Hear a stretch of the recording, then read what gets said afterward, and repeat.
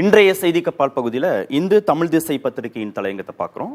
தீவிர வானிலை தொடர்பாக தமிழ்நாட்டுக்கு எச்சரிக்கை விடுத்த இந்த தலையங்கம் எழுதப்பட்டிருக்கு.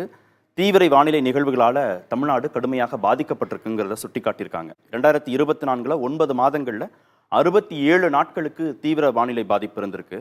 2023 அது 27 நாட்களாக தான் இருந்திருக்கு அப்படிங்கிறதையும் சொல்லியிருக்காங்க. நிலச்சரிவு, வெப்ப அலை, குளிரலை, நீரடி, க்ளவுட் பர்ஸ்ட், பனிப்பொழிவு இதெல்லாம் தான் தீவிரமான வானிலை நிகழ்வுகள் அப்படிங்கிறதையும் குறிப்பிட்டிருக்காங்க. வெப்பநிலை உயர்வு, கனமழை, புயல், வெள்ளம் போன்றவற்றால் தமிழ்நாடு கடுமையாக பாதிப்புக்கு உள்ளாயிருக்குங்கிறதையும் சுட்டி காட்டியிருக்காங்க. அறிவியல் சுற்றுச்சூழல் மையத்துடைய ஆய்வறிக்கை தான் இதை வெளியீடு செஞ்சிருக்கிறாங்க. இவங்க வானிலை ஆய்வு மையத்திலிருந்து தகவல்களை பெற்று இந்த ஆய்வறிக்கையை வெளியிட்டிருக்கிறாங்க.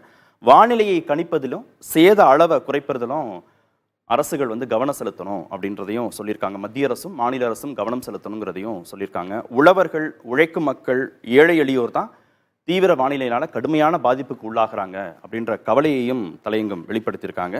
வெப்ப அலை நஷ்ட ஈட்டுக்கு உரிய பேரிடர்னு தமிழ்நாடு அரசு அறிவித்தது. அதனால எல்லா பேரிடர் காலங்களிலையும் பாதிக்கப்படுவோருக்கு உரிய நஷ்ட ஈடு வழங்குவதற்கு மாதிரியான அந்த நடைமுறையை செயல்படுத்தணும் அப்படிங்கிறதும் தலையங்கத்தினுடைய முக்கியமான சாராம்சமாக இருக்கு.